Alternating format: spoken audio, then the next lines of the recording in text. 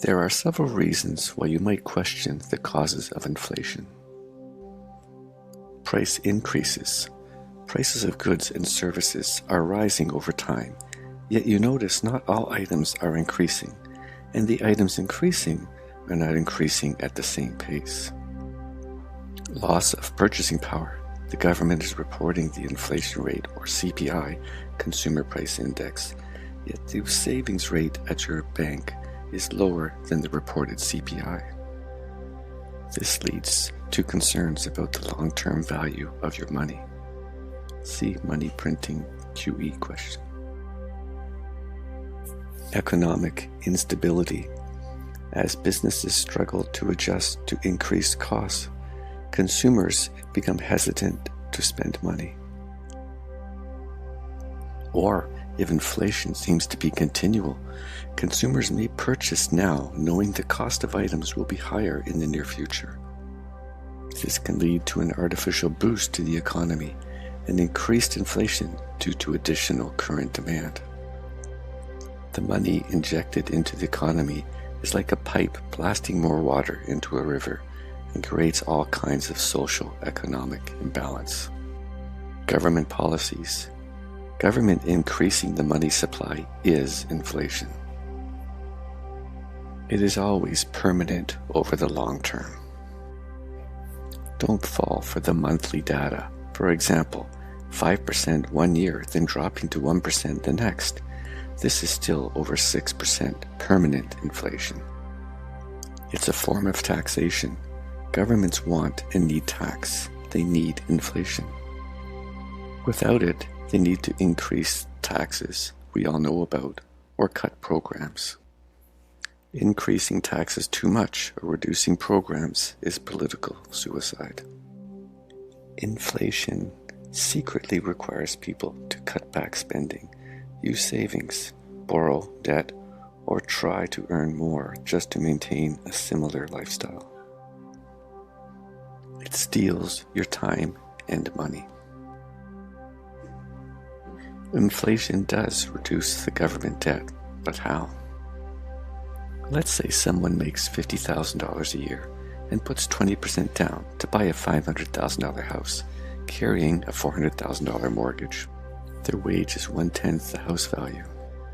In 7 years, the house doubles to $1 million and doubles again to $2 million in the next 7 years.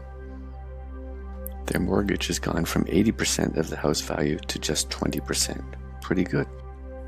Their mortgage got inflated away to only 20% of the value, and from 8x their wage to only 4x their wage. The same goes for the government debt. It looks like it shrank relative to tax revenue or GDP, but it is an illusion caused by inflation, and we all paid for it. But what's wrong with inflation then? Well, first, all the costs to repair, heat, and insure a home went up, as did the taxes on the more expensive home. Their wage increased to, say, $100,000. With inflation from QE, assets go up more than wages. So all is good, right? But they're asset rich and cash poor. The QE cash never helped with their spending or savings. What about people about to buy a house? Let's say a co-worker that did not buy a house and is looking to buy a new one has a wage of $100,000. That is 1/20th the value of that same $2 million house. They would need $400,000 to have a down payment of 20%. This coworker will need to carry a mortgage of $1.6 million. Since wages do not keep up with asset inflation, groups of people will be left behind. And for those that plan to retire, don't be fooled by changes in prices either. Prices going up or down are normal market reactions to supply and demand changes.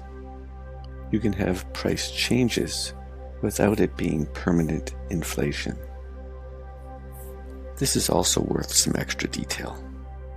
Think of the farmer that grows wheat this year Because the price of wheat is higher than normal.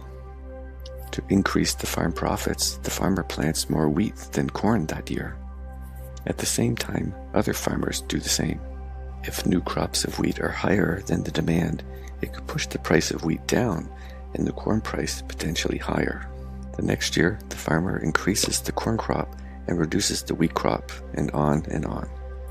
This represents a change in prices, but not inflation. See Central Planning Free Market Question for more details. With all the products, with all the different drivers influencing consumer spending or lack of spending, with all the components that go into an item like a TV, cell phone, or car, how in the world do we believe the government can realistically target and hit a 2% inflation rate? Oh, and annualized on a monthly reporting basis too. The fact is, they can't, and their track record proves it. And it gets worse, sorry to say. The CPI inflation data is produced by the government. Think school student grading their own tests and papers. Let's recap. Inflation is the increase in the money supply. It permanently increases the prices of things you buy and own. It is a tax that reduces your standard of living or requires you to work more. It increases the value of assets. Add in interest rate changes and you have a whole new level of complexity and price manipulation when the government changes interest rates, and more so when they change rates at a pace faster than the average consumer can adjust to. Does the government say, sorry, we messed up a little? No, they blame greedy private corporations. And wait until people demand, and rightly so, that their wages be increased to keep up with inflation. You know, the wages that go into the goods and services we all buy. Yep, more inflation. Can't leave a talk about inflation without a review of the way the CPI is reported. You will see headlines, 0.37% inflation for the month, which is 4.44 annualized, or inflation dropped from 8% to 6%, or maybe inflation was flat at 2%. What they don't report is the compounded inflation over 5 or 6 years. Let's take a look at recent rounded data from the US from 2018 to 2023. 2%, 3 years in a row, 4%, then 6%, then 8%. An item that started at $100 in 2018 would now cost $126, 26% more. If inflation in 2024 drops to 3%, it would cost $130 for the same $100 item. We would need negative inflation, deflation, of 20% to reverse the 26% inflation created. Inflation can only be transitory if there is some deflation to reverse the inflation.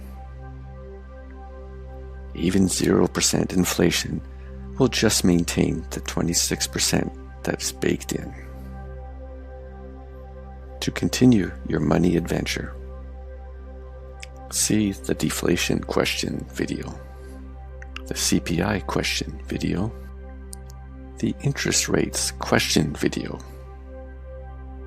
the economic inequality question video, the government political distrust question video, or the central planning free market question video.